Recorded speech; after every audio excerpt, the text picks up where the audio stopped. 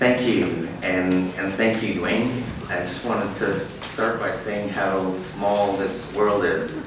I just met Dwayne this week, and we ended up talking, and he mentioned a national rep by the name of Lauren Trevors, who encouraged him to be involved in the union and leadership positions. And what's quite interesting is I met Lauren when I first started in the union in Ontario before he came here to Nova Scotia, and Lauren was instrumental in me being involved, and if it wasn't for Lauren, I don't think I'd be the president or be up here on the stage. So.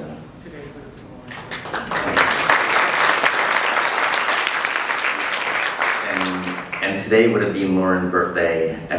Lauren passed away years ago, and she's still in our hearts today. So.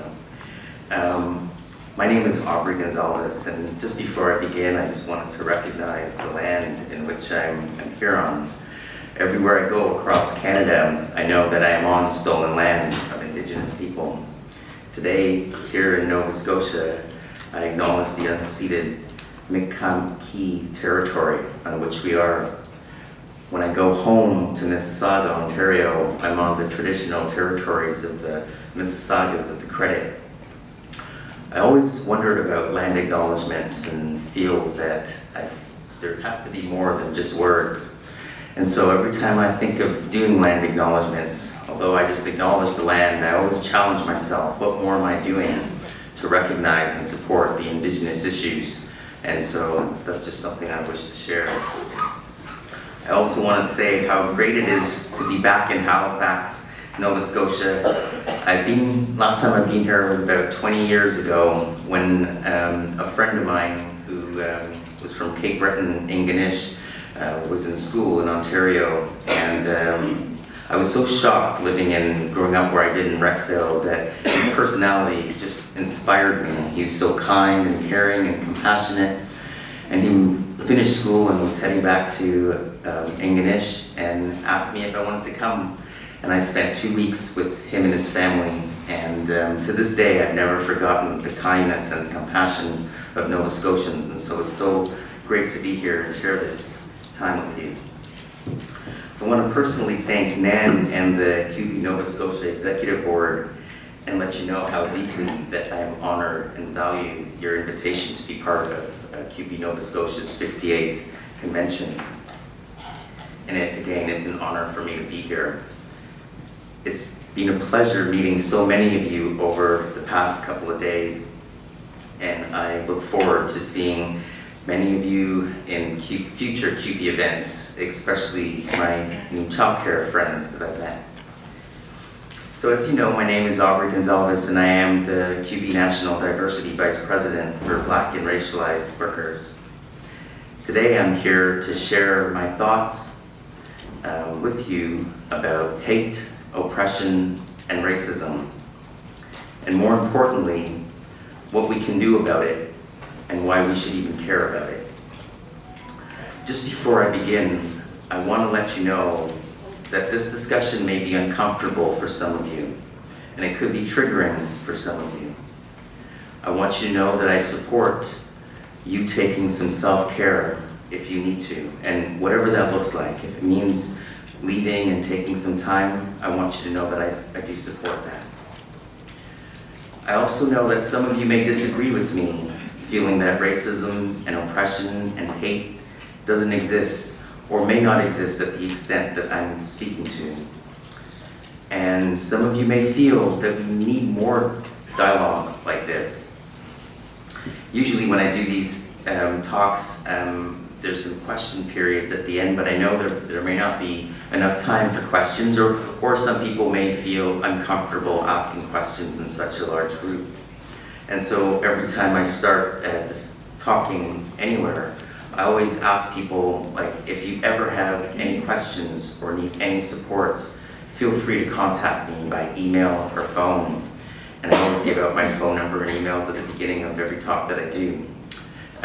My email, if you ever want to connect with me, is agonsalves@cupe.ca, and if you have difficulty finding me, you can just go to cupe.ca and check out the National Executive Board. You can see my picture there.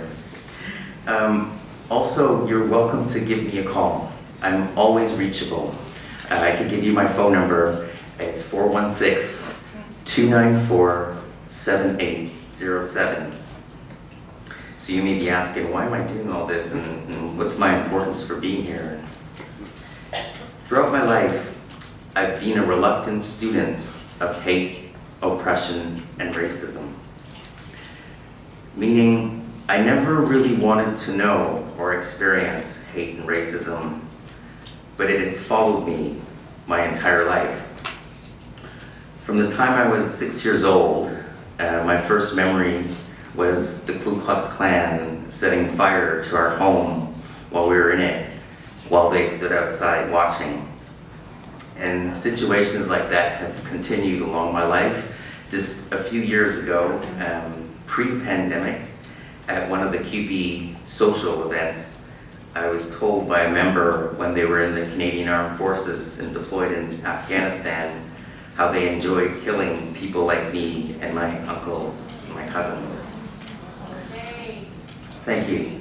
I say this not to shock you. I hear stories like this from so many people in so many different contexts. And the reason I say this to you today is to be clear in my message that hate, oppression, and racism does exist. It exists everywhere. It exists in our society, from our friends and families and communities to our workplaces. And yes, even in our union. Unfortunately, hate and racism and other forms of oppression is a constant within our society. However, sometimes it comes in waves and it's exacerbated by crisis, meaning it increases during certain moments and periods in time. I'll give you a few examples. Donald Trump. When we have leaders that give us the okay to make comments and behave in racist, sexist, homophobic ways, it's no surprise that we see an increase in hate crime. Also, COVID has brought out a lot of hate. We've seen the rise in anti-Asian hate because the message in some people is to blame Asians for the COVID-19. We've also seen the rise in anti-Semitism, and some of you may be asking, where, how? By minimizing the Holocaust, by comparing it to COVID protocols, is a form of anti-Semitism. And currently, what we're seeing in Ukraine in the war, and I want you to know that I support the Ukrainian people in their struggle. But what we're seeing is racial, differential, unjust treatment of Black and racialized refugees as compared to white refugees. Now, some of you may disagree with my next point, but I say this, that it is easy to deny or not be aware of something that doesn't impact us. So for example, we've heard about a lot of safer spaces. I want to let you know that at every CUPE social event, there is a woman who is sexually harassed by a man. Yet as men, what are we doing to prevent this? What are we doing to create safer space for our women and for all? And do we even care that much that this is going on? I feel that this is part of the privilege that each of us have. And yes, we all have privilege, and there is more than just white privilege that exists. Take me, for example. I have male privilege, meaning I'm able to walk the streets at night and not having to worry about how I'm dressed when I go out, because I will not be blamed for being sexually assaulted or raped. I can attend CUPE events without concerns of being sexually harassed. I also have heterosexual privilege, meaning I don't have to worry about whether I'll see relationships like mine in TV shows, in movies, in advertising. I don't have to worry whether my friends or families will accept my partner or reject them because I'm in a same-sex relationship. I also have English privilege. Now, this is one that we don't often talk about or recognize, people with English as a second language. But most places I go, I don't require interpretation like our CUPE Francophone members. I think of how challenging it may be for them at times to communicate in a room full of English-speaking members. I also have able-bodied privilege. This one I've never really truly appreciated until I ruptured my Achilles tendon and temporarily recognized, for some degree, the challenges people with physical disabilities may experience, while recognizing my injury was just temporary and it will heal. So, just to be clear, and I can go on about the privilege that I have, and why am I talking about this? Well, having privilege isn't about us or me having an easy life. It doesn't mean that we have less challenges or experience less hardships or struggles. What it does mean is that when I go to a restaurant, I don't have to think of whether it's wheelchair accessible. Or when I travel with my partner, I don't have to consider whether the people or the country's laws or the culture is 2S LGBTQ plus friendly or accepting. And the reason I'm talking about privilege with you today is that privilege can help us recognize and identify our blind spots, to understand how it may feel in someone else's shoes. So sometimes when I have these discussions in groups like this, I'm often met with, this feels like an attack on straight white men.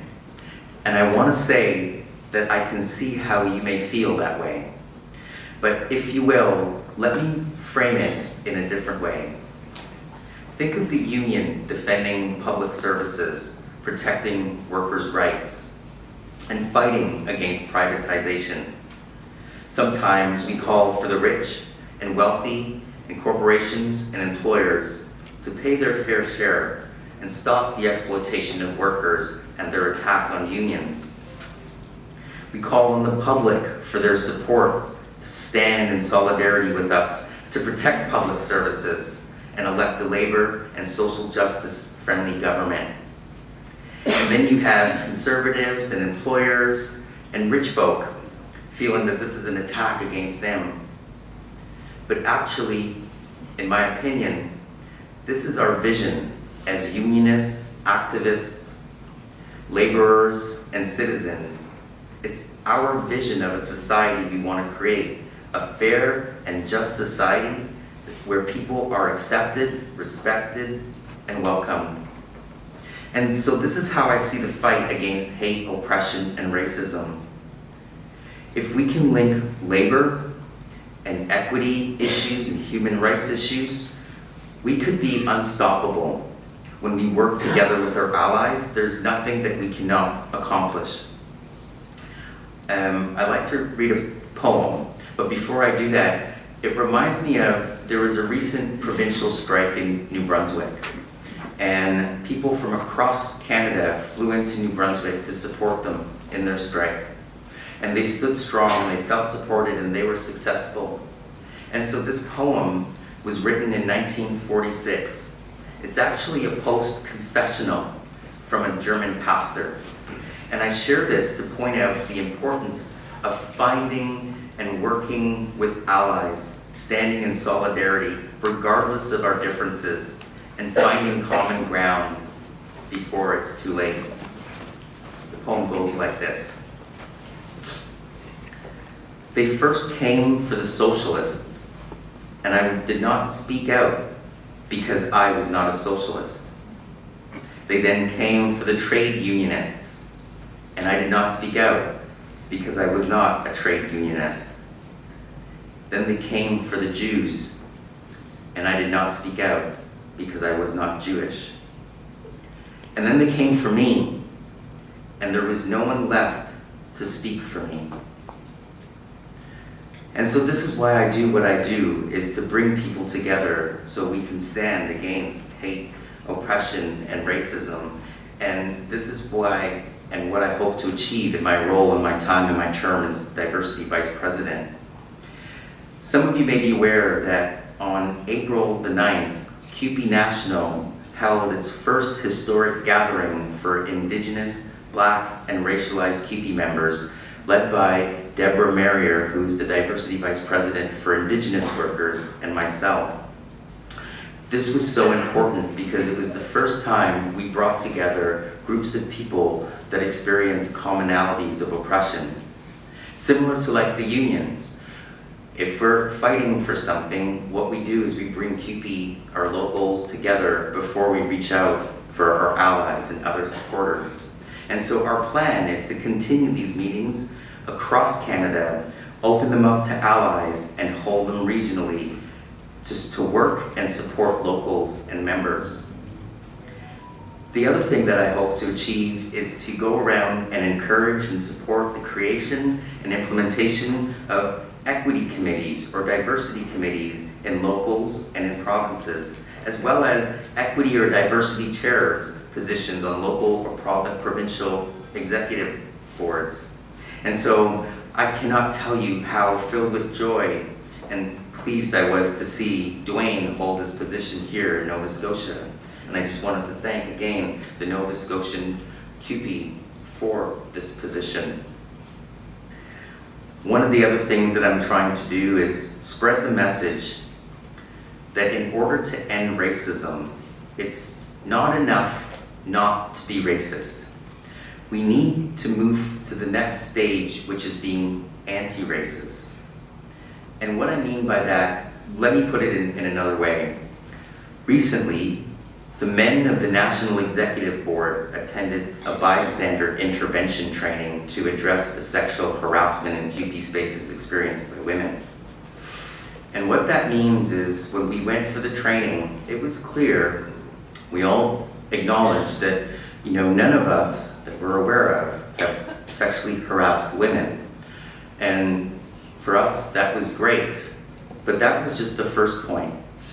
What the bystander intervention training taught us and how it relates to anti-racism, it challenged us to say, when we're in spaces and we hear other men objectify women, when we see other men harass women that have already said no to their advances, what do we do? What bravery, what courage do we have to say, hey, wait a minute, that's not appropriate, that's not right. And that's what being anti-racist is. It's not just being not racist, it's what are we doing?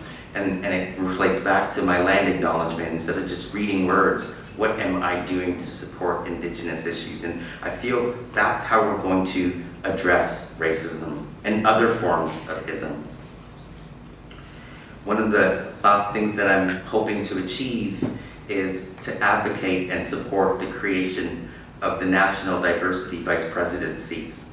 So you may see in every CUPE National Convention, there's a constitutional amendment that just keeps coming up and coming up and coming up about these seats. And it will come up until the voices of those who are marginalized are heard and felt welcome, and that the barriers are removed. And so I ask you to join me on this journey, making CUPE more inclusive and diverse and equitable and welcoming.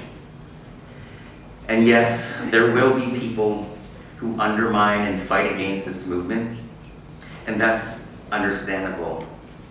But we'll continue to fight until all forms of hate, racism, oppression are eliminated.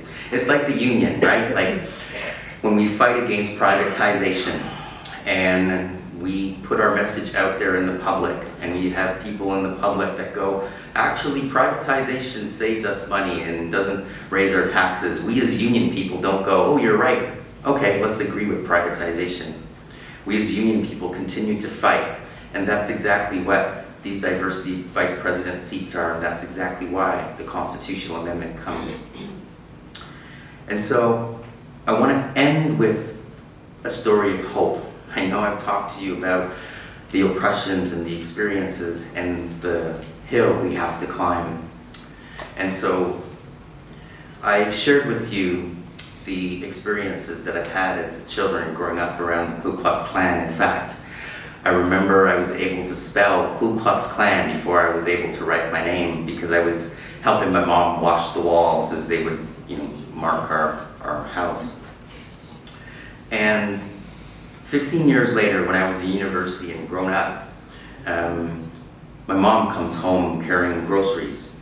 And I open the door and welcome her and let her in. And behind her, carrying other groceries that she brought, was one of the people that set our house on fire. And so I didn't know what to do, whether or not to jump them, fight them, or what. You can imagine the emotions that was going through me in those seconds.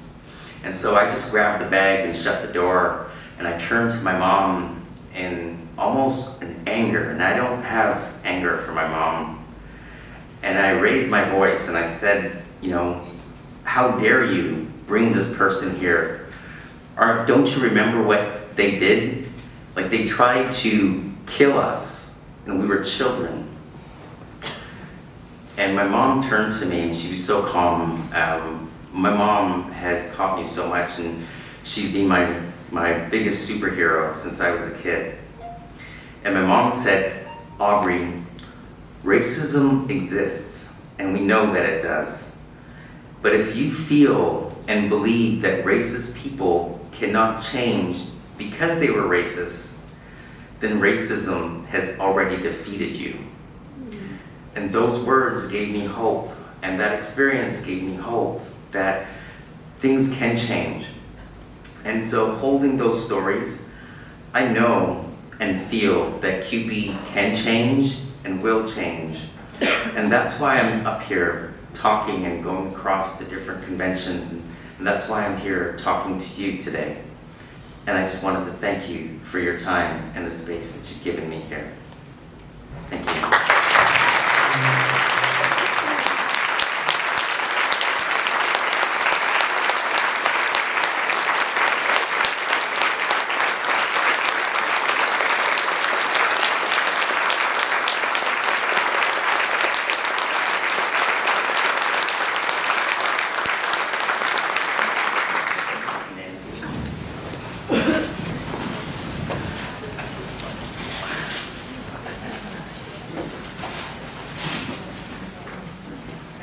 I totally knew he would be well received here. I totally.